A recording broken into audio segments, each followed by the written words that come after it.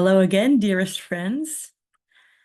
After our wonderful session on Sunday, June 23rd, on part 16 of Shoghi Effendi's life, the Queen of Carmel, from 1943 to 1953, I did something that I'd never done before. I skipped two entire sections that were filled with wonderful, magical information, and I deprived you of that information.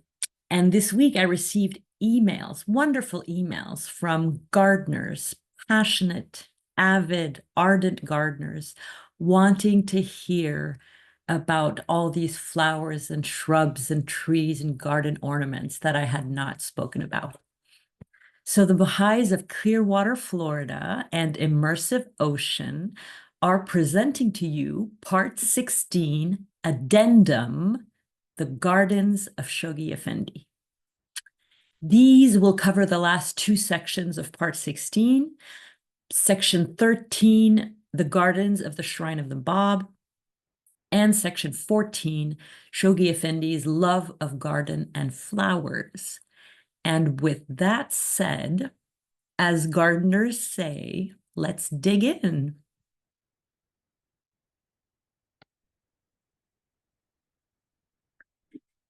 Section 13, The Gardens of the Shrine of the Bab. 4th of March, 1952, consultation pilgrimage of Ugo Giaccari.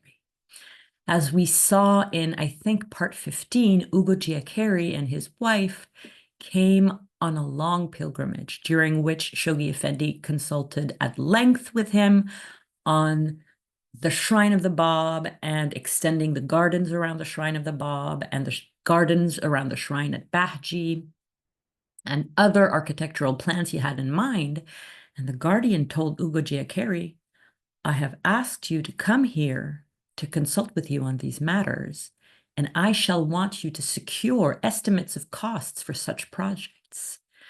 Do not think that your work will terminate with the completion of the Shrine of the Bab.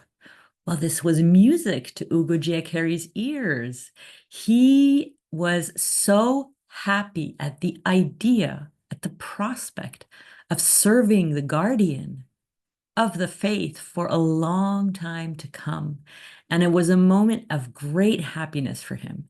He wanted nothing more than to lighten the burden on the Guardian's shoulders in any capacity the Guardian saw fit. Shoghi Effendi's encyclopedic knowledge of gardens. Just like his great-grandfather Baha'u'llah and his grandfather Abdul Baha, Shoghi Effendi had a tremendous innate love for natural beauty, and his love was expressed in his eagerness to landscape the grounds around the holiest shrines of the faith. From the very outset of his ministry, the Guardian had displayed extraordinary originality, talent, and refined taste in beautifying the grounds. He was a keen observer of nature, and he'd had a love of garden since his early 20s when he was in England studying at Oxford, never missing an opportunity to visit a beautiful or a famous garden in England.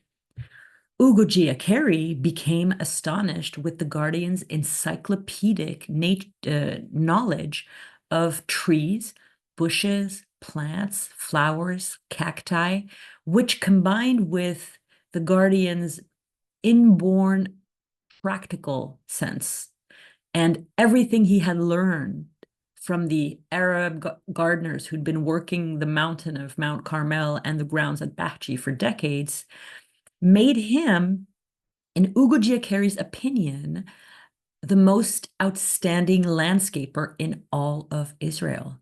Shoghi Effendi was delighted to discover that Ugo Giaccari shared his enthusiasm for landscaping. Ugo Giaccari was part of an aristocratic family, and he had grown up on a family estate in Sicily, an island on the west coast of Italy, and it had the same Mediterranean climate as Haifa. Ugo Giacoeri was in complete admiration with what the Guardian had been able to accomplish up until now, 1952, thanks to the versatility of his utterly original mind, unencumbered by the limitations of formal training. The Guardian's novel gardens. This is a very beautiful picture from the United States National Archives, and you can see this flowing structure that espouses the contours of the mountain. It's genius in design. Immediately after he became the Guardian in early 1922, so months after he became the Guardian, Shoghi Effendi devoted some of his precious time laying out the general pattern for a garden which would surround the original square shrine built by Abdul-Baha. And he was already, at the very start of his guardianship, embellishing the gardens on the terraces of Mount Carmel. The result of Shoghi Effendi's early effort was completely original. His garden was liberated from the formality of English or Italian gardens, or French gardens, for that matter. He adapted his sublime taste to the nature of the environment. The canvas was Mount Carmel. Mount Carmel and the Mediterranean climate were elements in the Guardian's garden designs. He adapted his style of garden to the landscape and the climate. And in doing that, Shoghi Effendi developed an entirely new kind of landscaping. This is just a photograph of one of the gardens near the Shrine of the Bab. And you can see it has such a hybrid of styles, like Middle Eastern, Persian, French, Italian, English. And here you have a gardener dressed in white with a watering can. The Guardian brings water to a barren mountain. This picture I chose for this story because it shows you Mount Carmel where we are, around the Shrine of the Bab, then shows you Haifa and the houses down there, and the house of the master is somewhere down there. And this story is all about how to get water from down there to up here. In the time of Abdul-Baha, Ugo Giacoeri saw a photograph dated around 1907 that showed shrubs and flowers in front of the sea-facing facade of the Shrine of the Bab. The gardens were very small at that time, and they extended very slightly to the east and west of the shrine, and they were protected by a small, simple iron fence about 1 meter high, and on one end there was a wood trellis with a climbing vine. At the time, well, always in Israel, water was scarce. And other than rainwater collected and stored in a cistern, which Abdul-Baha had built even before starting to work on the construction of the Shrine of the Bab in the 1890s, so a good 9 years before he started building, he thought about the water first. Scarcity of water would be the story forever of the gardens on Mount Carmel. The Guardian's creativity and drive made it possible to draw more water to the barren mountain, which in turn would make his dream of lush gardens with flowers and grass, all of these living things that need a lot of water to live, come true. In the words of 18th century poet Lord Byron, men really know not what good water is worth, but the Guardian did. A systematic water delivery system didn't arrive in Haifa until after the State of Israel was born in 1948. Most people around that time, they used a hybrid system of wells complemented by rainfall collecting cisterns. But the Guardian was more ingenious. When Abdul-Baha had built the house of the master at 7 Haparsim, down the mountain, down in this area of Haifa, he had a well dug on the south side of the property that had access to a great amount of water. And it was originally a traditional well with a pulley, a cord, a bucket. The Guardian had to overcome a lot of challenges to improve on that system and get the water delivered more effectively. Abdu'l-Baha had eventually replaced the cord and pulley with a windmill that powered a pump. But this windmill-powered pump wasn't enough for the Guardian's gardens.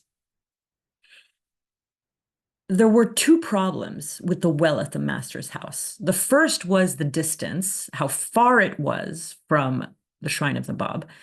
But that the Guardian solved with series of pipes of varying diameters. The second problem was the water pressure. So the windmill was replaced with an electric piston pump, and the electric piston pump was then replaced with an electric high-pressure rotative pump, which increased the water supply and brought it up to the gardens around the Shrine of the Bab. The Guardian was always thinking about his gardens. He was always modernizing and always improving. The terraces. This photograph shows workmen constructing a retaining wall behind the Shrine of the Bab. You can see the Shrine of the Bab here, and that's the retaining wall here they're building. In the early 1920s, the Guardian leveled the ground in front of the Shrine of the Bab, lessening the very steep slope of the mountain at that point, sort of straightening it out. And that allowed him to plant hedges and flowers and to create his beloved paths and walkways and install steps. Mount Carmel was not an easy material to work with. It was very rocky. It was very steep. There were torrential rains in the springs and the summer.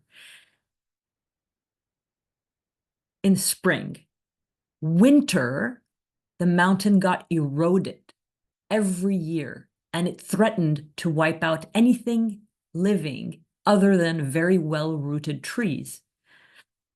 Abdu'l-Baha had already anticipated the answer to all of these problems with Mount Carmel, and it's a simple word: terraces.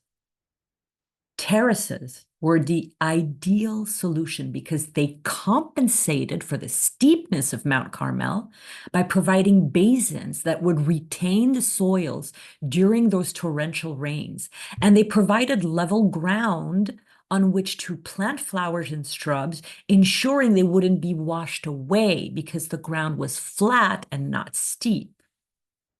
The Guardian, as we've seen earlier in this chronology, worked for many, many years in order to make Abdu'l-Baha's dream come true of the 9 terraces below the Shrine of the Bab, to bring them to life. The terrace on which the Shrine of the Bab sits was considerably extended to the east in the spring of 1952. Unlike the retaining walls of before then, which had been built with dry stone, the retaining wall of this terrace here was supported by cut stone. You can see cut stone here. And steel reinforced concrete. The terraces below it, leading up to street level Ben Gurion Avenue, as we call it today, were that were parallel to that terrace on which the Shrine of the Bab sit, but they were not all the same width, and some did extend as far in either direction. So they weren't all the same size, but they were all parallel to each other. The stones.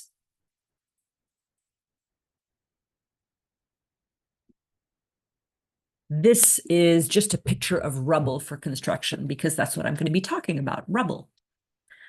Around the spring of 1952, when the pinnacles were being installed on the octagon of the Shrine of the Bab, if you remember from last episode, The municipality of Haifa began selling a large quantity of stones from old, torn down buildings, making room for new buildings that they wanted to build. Shoghi Effendi began buying as much of these discarded stones as he could, and he had it carted away with his truck.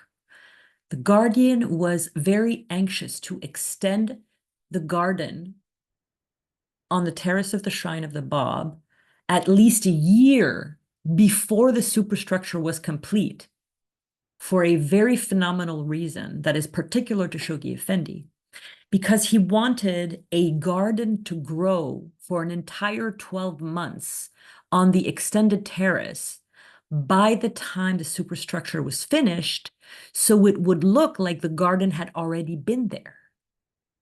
If he finished constructing it but didn't develop the gardens, there would be a beautiful superstructure and no garden. So the idea of building and growing a garden around a building that is currently being built so that it looks like it's always been there is just a phenomenal idea. The truck with the rocks arrived on site, and the crew of workers unloaded the stones, truck after truck, load after load. And it seemed that no matter how fast they were unloading, there were always more stones. Unbeknownst to Ugo Giaccheri, Shoghi Effendi was following the whole process with his binoculars from the roof of the house of the master. One day, the crew was short of a man. So Ugo Giaccheri rolled up his sleeves and he unloaded the stones. And that night at dinner, Shoghi Effendi asked him what he'd been doing all day. And Ugo Giaccheri said that he'd been at the terrace wall in the morning and at the shrine in the afternoon. Shoghi Effendi looked at him intensely and said with a tone of compassion, "I saw you this morning carrying stones. You must not do that. When you will see your guardian carrying stones, then you shall be authorized to do the same." Ugo Giaccheri felt how much Shoghi Effendi had appreciated his humble gesture of service, and he fought back tears. This is what he said in his memoirs after this event. He said, "This was Shoghi Effendi, the planner, the engineer, the essence of justice, the liberal and loving, true brother." A new garden in 2 weeks.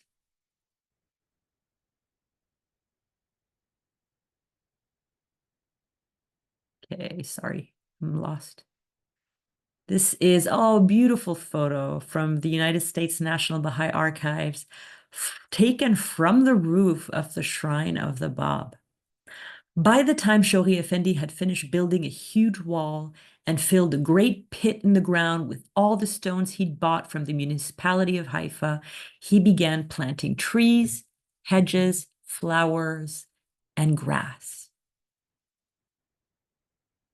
And in 2 weeks flat, the carpet of tender green grass had spread from one end of the other of the terrace of the Shrine of the Bab, which offered a stunning panorama of the city of Haifa and the endless blue of the Mediterranean Sea. The guardian planted cypress trees along the terraces. You can see some here and here. Ordered new wrought iron lampposts from Italy and later installed iron gates, fences, urns, eagles, and peacocks perched on marble or stone bases. The guardian, at tremendous personal and financial cost, had purchased all the land between the terrace of the Shrine of the Bab and the foot of Mount Carmel. And he was slowly transforming it into luxuriant gardens, turning the entire area around the shrine into an enchanted, lush garden paradise. The 9 terraces planned by Abdu'l-Baha, which stretched from what is now Ben Gurion Avenue at the bottom of the terraces all the way to the Shrine of the Bab, had been foremost in the Guardian's priorities as he began his guardianship in 1921. And these were the first plots of lands that he acquired as Guardian.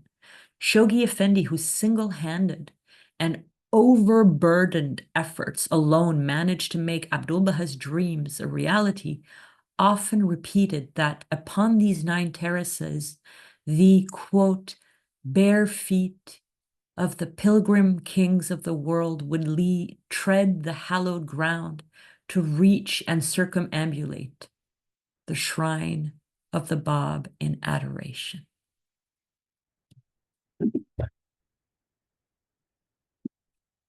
The Cactus Garden.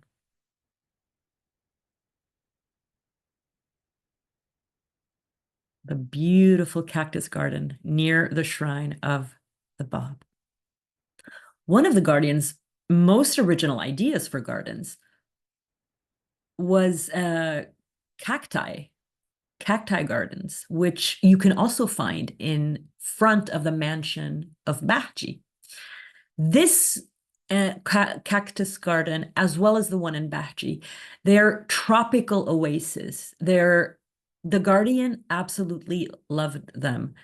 And they feature all these different enchanting succulents that I'm going to go into detail a bit later, like agave, American aloe, Echeveria, Gasteria, Sansevieria, snake plant, barrel cactus, and night blooming cactus, and pincushion cactus, and prickly pear, and saguaro, the giant cactuses from like Arizona. Baha'u'llah, the Bab, and Abdul Baha all lived most of their lives in desert-surrounded lands in both Persia and Iraq, because all 3 went to Persia and Iraq. Baha'u'llah, when he was exiled, he went to Karbala the year before he was exiled. Abdul Baha, of course, followed his father to exile into Baghdad, and the Bab visited Iraq on pilgrimage to the Shia shrines. So they all went to these 2 very desertic countries. So many deserts. There's at least 2 gigantic deserts right in the center of Iran, where Yazd is surrounded by deserts on both sides. And in some sense, these cactus gardens, I don't think it's too far-fetched to consider them a sort of homage to the land of birth and exile of Baha'u'llah, and the land of exile of Abdul Baha, and the land that the Blessed Bab blessed with his steps. Paths of different colors. This is a photograph from photographer Chad Mauger. You can go to his Flickr page by clicking here, and it's used with his permission. In order to allow the pilgrims to walk around the shrines in contemplation, the Guardian included steep paths of different colors, a system that he later extended to the monument gardens and to the International Baha'i Archives. Ugo Giaccheri once asked Shoghi Effendi why some of these paths were so steep. And the Guardian looked at him with a mildly surprised expression on his face, as if he should have known the reason that the beauty of the gardens and the steepness of these colored paths going above the gardens at such an angle were more important than making it practical for pilgrims.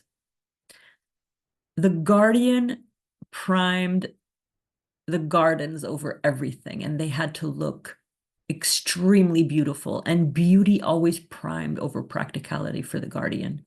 The Guardian's paths were of different colors and different materials. Some were bright white, paved with perfectly round and smooth pebbles from the Sea of Galilee. Others were ochre red, covered with French crushed roof tiles. Shoghi Effendi, with his original talent, devised the idea of alternating paths of different colors in the garden, and he continued to purchase discarded roof tiles from demolished houses and other sources and crushed them into small fragments with a small hand-operated machine. When French tiles became rare in the late 1950s, Shoghi Effendi replaced them with crushed red brick. adaptable, always.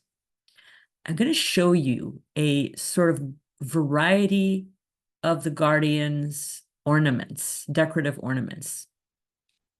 I can't put everything on the same page at the same time, but you're going to be seeing a Chinese lion face here.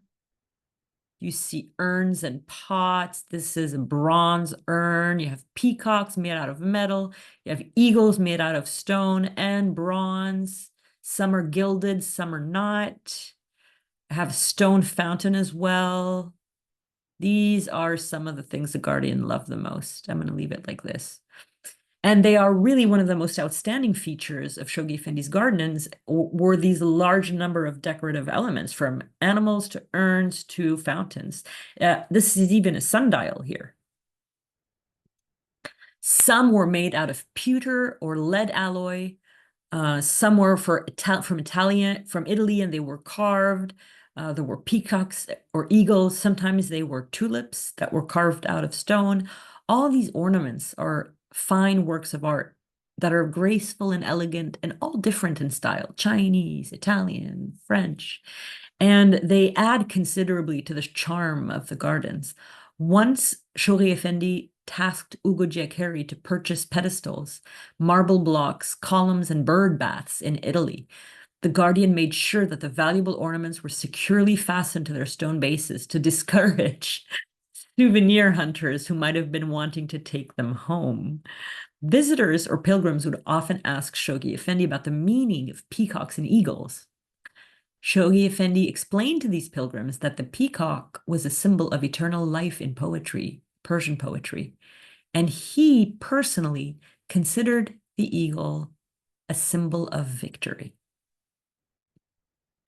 This is a magnificent photograph provided by the United States National Baha'i Archives.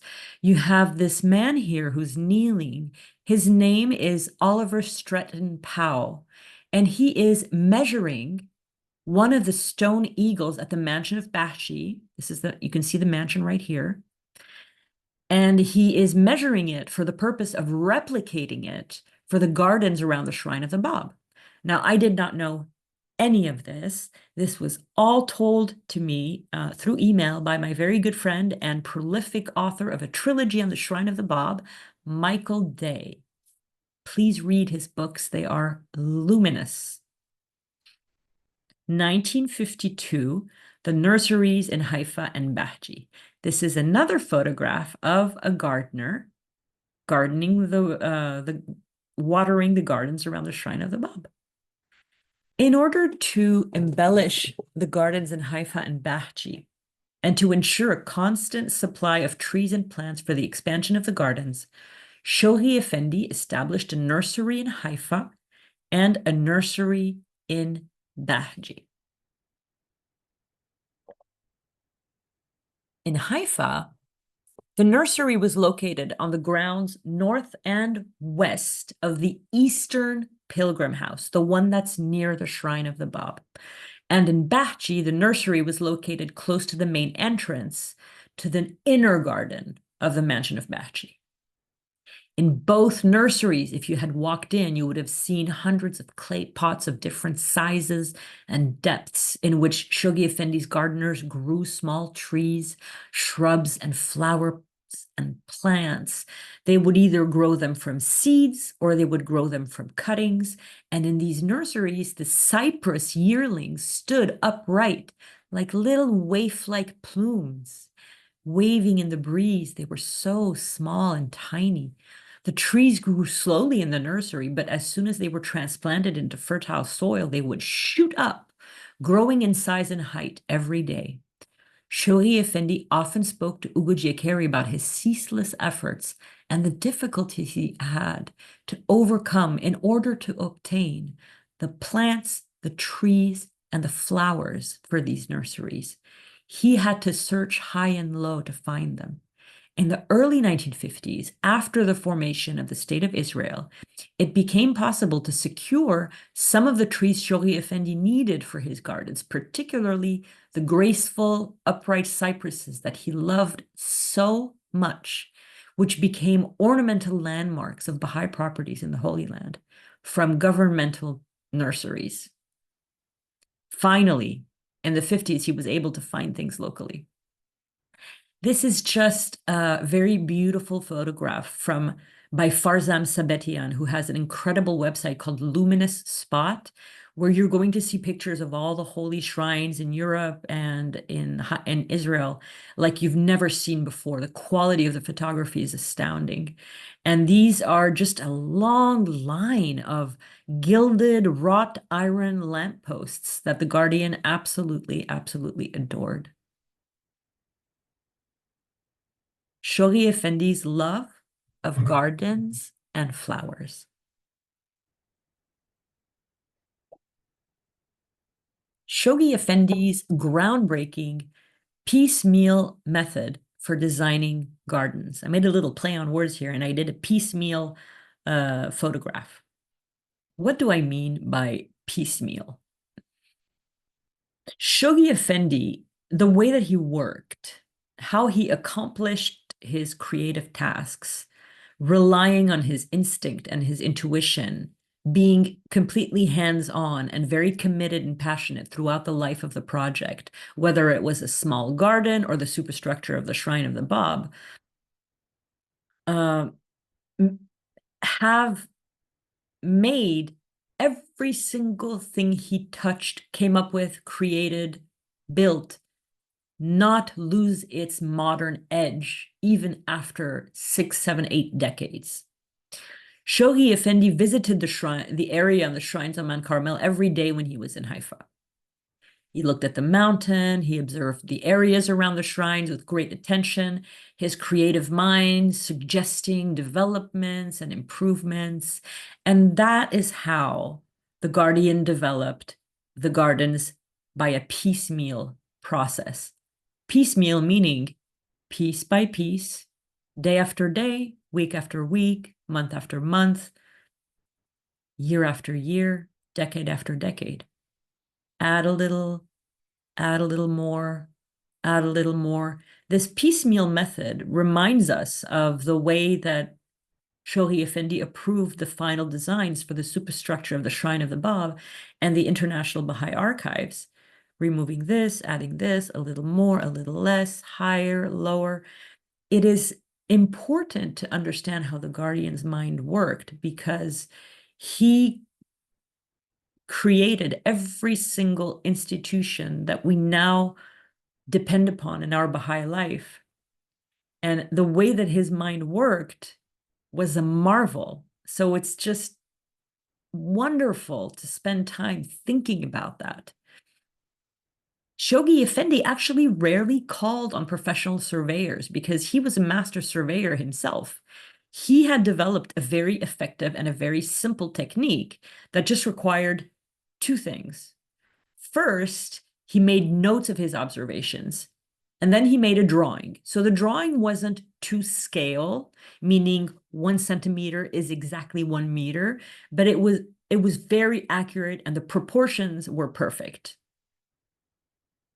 And then with this method, the Shoghi Effendi would call the gardening team to dig holes and plant seeds, flower beds, tree saplings, while he kept measuring ahead of them with a simple system of pegs that were planted in the ground and strings tied to the pegs. So he could draw an 8-pointed star that way. He could draw a path that way. He could draw like a square garden like this that way. And then he could indicate that he wanted this planted there. It's such a simple technique that allowed him to create without needing to hire a surveyor. The Guardian worked at a speed that's very hard to fathom. The ideas came to him so quickly. They were like sudden flashes of inspiration, and he took action on them as soon as the idea came into his mind. So once the planning phase was complete, after he had the idea, immediately Shoghi Effendi would begin implementing it. So his ideas turned into reality at an astonishing speed with immense energy. The Guardian was propelled forward by a life force that I don't think we can fully understand. It's beyond our comprehension. His energy were carried on the wings of divine inspiration and infallibility in all matters relating to Holy Scripture and the faith. And he never got distracted by details.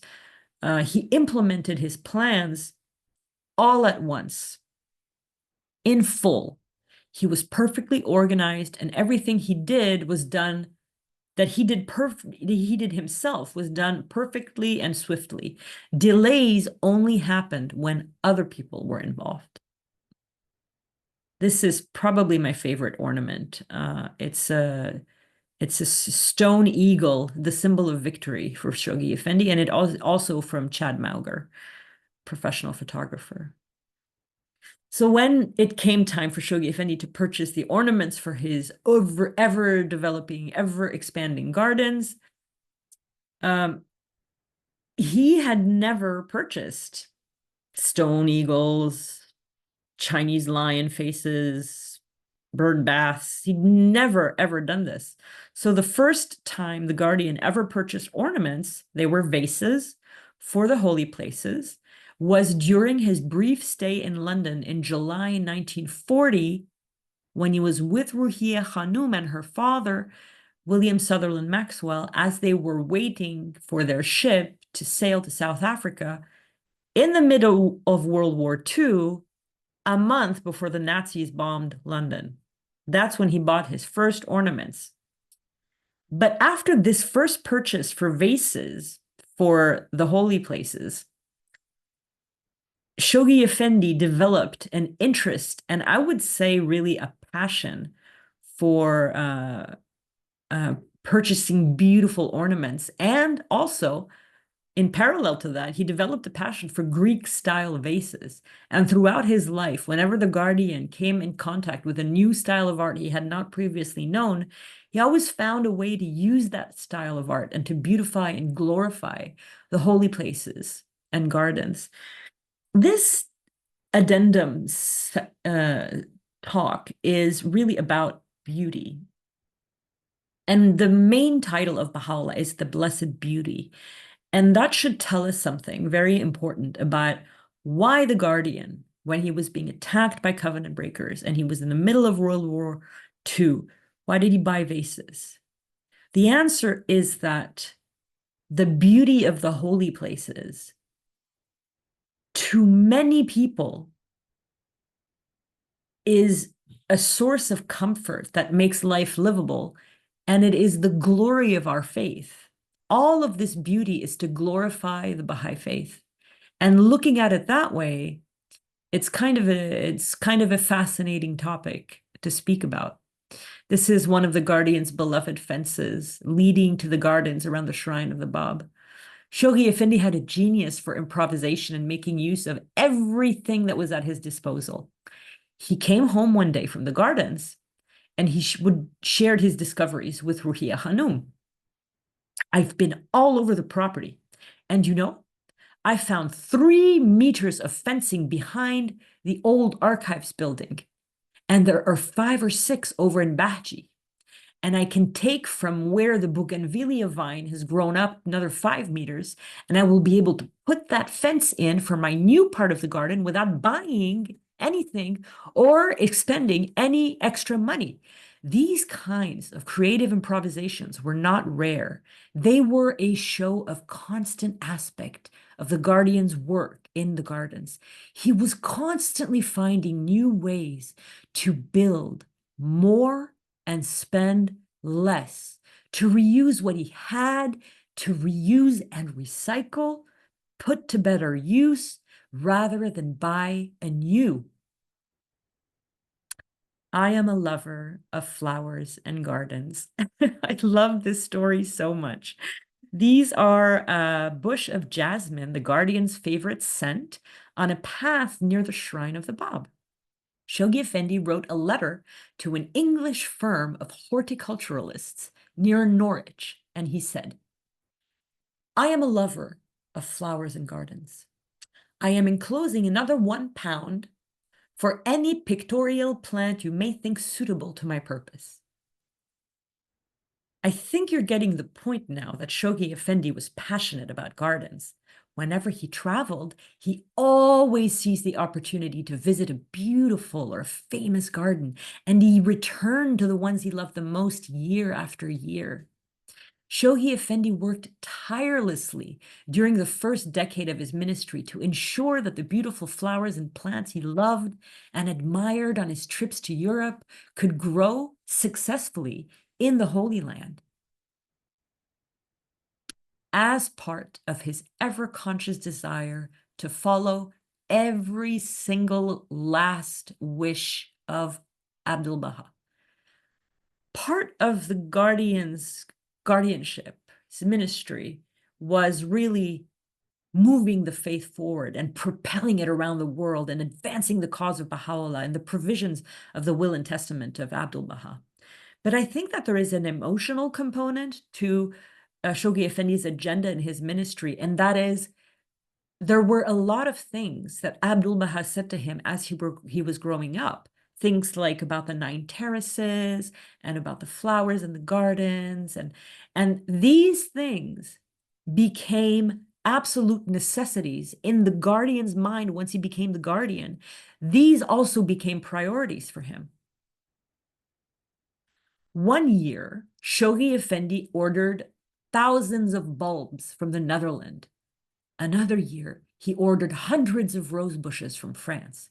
Shoghi Effendi ordered tree ferns, daffodils, hyacinths, crocuses, rhododendrons, but they all died because they were unsuited to the Holy Land, and his gardeners couldn't keep them alive. In the end, he could only import grass seeds. Shoghi Effendi began to extend and formalize the small gardens that Abdu'l-Baha had planted, mostly citrus trees and the flowers that really enjoyed the soil and the climate. But he constantly added to them. The gardens became more and more well known. By the end of the Guardian's life, 1957, 90,000 people a year visited the Shrine of the Baba and its surrounding gardens. A great variety of trees. I have them numbered, so I'm going through them by numbers, but I'm going to just tell you a little bit about them first.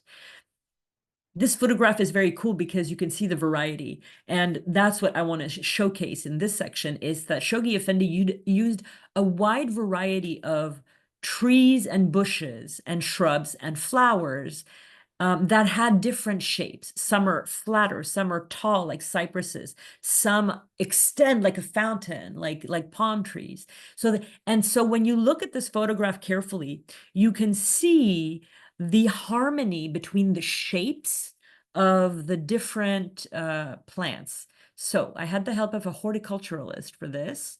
Number 1 is a cypress. These are cypresses. They're very, very tall, straight up. Number 2, this one here, is a Canary Island date palm. Number 3, this one here in the bright, bright green, is a Norfolk Island pine. Number 4, this red tree here, is a Royal Poinciana. Number 5 is a small-leafed fig. Shoghi Effendi's trees. We've seen a few. These are all photographs of trees that you find in the gardens in the holy places. You will recognize this plumeria from the Shrine of the Bab. This is a jacaranda.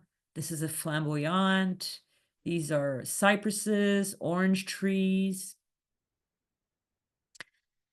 Shoghi Effendi planted a variety of trees in his garden, some which had structure, like conifers, that they were either straight up or they had structures like terraces, kind of. Conifers are very shapely trees. Some were more amorphous, like carob trees, or like this tree here. The Guardian had a special love for flowering trees. You see, this is a flowering tree, this one, and this one. These are all flowering trees. And he loved the contrast of the colors, the red, the purple, the pink, the yellow. But Shoghi Effendi it's very interesting. He also planted so many fruit trees, mandarin trees, tangerine, orange, olive trees, Canary Island date palms, which kind of to me, it brings to my mind that these gardens they provide sustenance. So that you walk through these gardens and they provide intellectual, artistic, emotional, spiritual sustenance, but they also provide real sustenance, physical sustenance, food. So it's interesting that he made the choice to plant these fruit trees. Some of the trees had a particular structure or texture that really appealed to Shoghi Effendi, such as the tamarisk's wispiness or the eucalyptus's stateliness with its hundreds of thousands of trees flittering in the breeze, making a very specific eucalyptus sound. The guardian loved the fruits from his gardens, and they provided him with joy. When the Robarts family was on pilgrimage in January 1955, future hand of the cause John Robarts, his wife Audrey, and their children Patrick and Nina, the guardian reached over the table to a big bowl of juicy tangerines and said, "These are delicious. They came from the Rizvan this morning." These are also structural items in the gardens of Shoghi Effendi. They are Shoghi Effendi's shrubs, vines, hedges, and dwarf hedges. They are, let's say, half the size of trees. So if you plant a tree and you choose the right shrub to go underneath it, then you have a nice contrast. You have to choose the right shape, the right color. Should it be wispy? Should it be structured? So there are a lot of these. The smallest of the hedges, which Shoghi Effendi planted at Bahchi to border the crushed tile footpaths, were thyme, fragrant thyme. So some of these bushes and shrubs were fragrant. Another shrub that Shoghi Effendi really liked and characteristically grateful were tall shrubs with small yellow or like pea flowers, pea-like flowers. Bougainvillea, which you see here, were also one of Shoghi Effendi's favorite flowering shrubs. And the flowers, they don't have any fragrance, but they're absolutely gorgeous and the colors are brilliant. They come in an astounding variety of colors from yellow, orange, purple, pink, red, white. There is a bougainvillea that's bright pink near the shrine of the Bab that's intertwined with a purple jacaranda. This jacaranda is right here. And it's absolutely stunning. Absolutely stunning. Shoghi Effendi's flowers. This is a condensed description of the flowers which Shoghi Effendi loved to plant in his gardens, with attention to their shape, their color, and their scent, in order for us to all see how they fit together. A physical manifestation by Shoghi Effendi of his beloved grandfather's beautiful excerpt from the tablets of the divine plan, the charter that guided the guardian's 36-year ministry. Consider the flowers of a garden. Though different in kind, color, form, and shape, yet inasmuch as they are refreshed by the waters of one spring, revived by the breath of one wind, invigorated by the rays of one sun, this diversity increaseth their charm and addeth unto their beauty.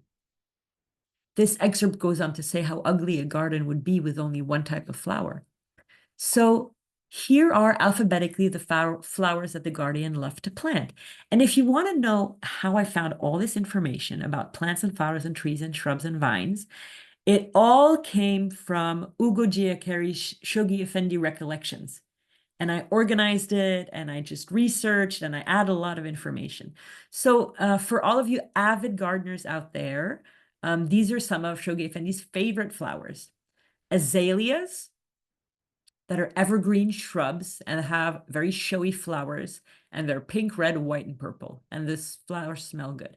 Crocuses bloom in early spring, and they're almost cup-like. This is a crocus here with a yellow center. Daisies, of course, everybody knows they have an iconic charm, and the guardian liked them. He planted them in the geraniums are all over the holy places. These red geraniums, they're known for these clusters of red 5-petaled flowers, and they come in a wide variety of shades: pink, red, purple, green, and white, but the Guardian preferred the bright red geraniums. They also, they have a grassy, minty smell when you crush the leaves. Not that you should ever crush the leaves in the gardens in the holy places.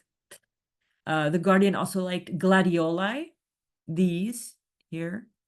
They are striking flower, the focal point of an arrangement, and sometimes the Guardian would combine it with a saguaro cactus.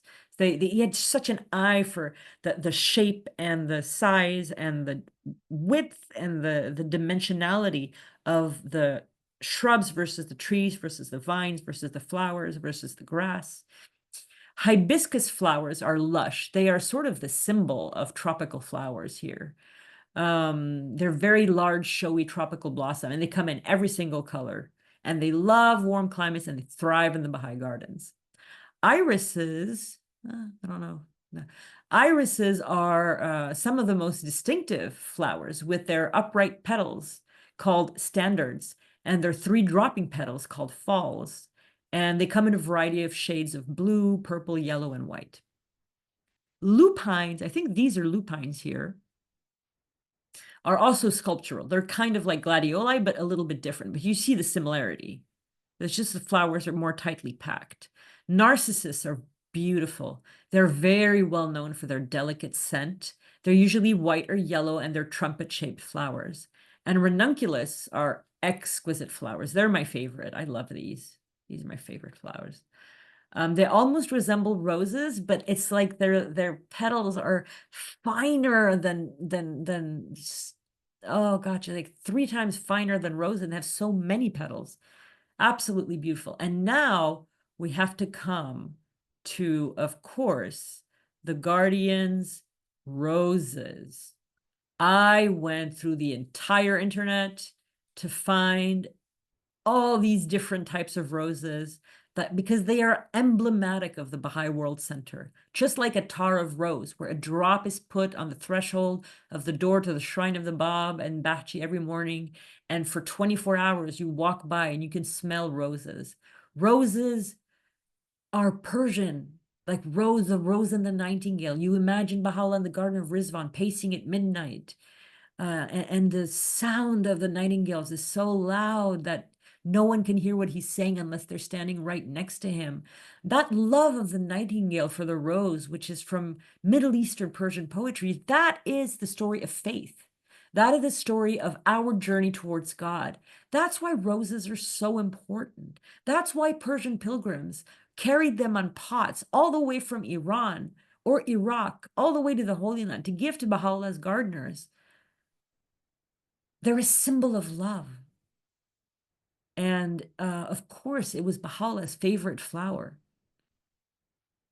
His favorite flower, favorite varietal of rose, was a rose that I don't know if anyone knows what it is, but the way that it is described in, I think, Lady Blumfield, is that it was cream and gold. The petals were cream and gold, and the leaves and stems were burnished, like a burnished red kind of brown.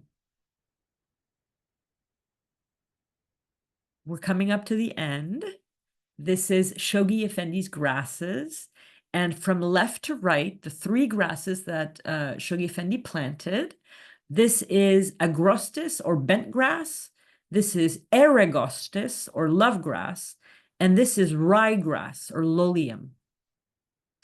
Before he was able to find these 3 types of grasses, Shoghi Effendi experimented with several varietals. But these were the agrostis and eragostis, which he first procured from the Jordan Valley. Remember, he had first tried to buy them from Europe and it never worked. So they just ended up being very, very beautiful, and they were local, so they were endemic, and they survived. Each of these grasses was also used as winter lawns. Shoghi Effendi's succulents and cacti. This is our last section for this addendum. This is, oh, I love this collage. These are the saguaro cactus. Let's see, there's agave up here. Oh, Echeveria snake plant, barrel cactus. I'll just tell you a little bit about each of them. Cacti and succulents are similar and they sometimes bear a resemblance, but they are not identical. Cacti have needle-like spines and thick, fleshy stems that store water. Succulent plants don't usually have needles, but they also store water in their fleshy leaves. Most cacti do not have leaves, but succulents do. This is a cactus. This is a succulent. This is a succulent, and this is a cactus, pincushion cactus. This is a succulent. It's not a cactus. So the types of cactus that Shoghi Effendi used were Echeveria, a rosette-shaped succulent with a plump, round leaves coming in a variety of colors. Gasteria, with thick, plump leaves dotted with white, which made them striking. In contrast, Sansevieria, snake plant, as the name indicate, they grow up kind of snaky. And here are the guardian's favorite cacti. Barrel cactus. They look like the equivalent of sea urchins in cacti form. These are barrel cactus. Night blooming cactus. It's a phenomenal cactus. It's straight as an arrow and can grow to be huge. It just looks like a tall column and it has night flowers. Pincushion cactus. I think this might be pincushion cactus. Small in size with beautiful purple to pink flowers. Prickly pear, cactus with a very large flat pad that look like paddles and has bright red edible fruit. And saguaro, our famous giant cactus, the most iconic cactus of all, the one from the Western movies with cowboys, native to the North American Sonora Desert, totally vertical with branching arms. My dear friends, this is it for part 16 addendum, the gardens of Shoghi Effendi. And I will see you next time. Goodbye.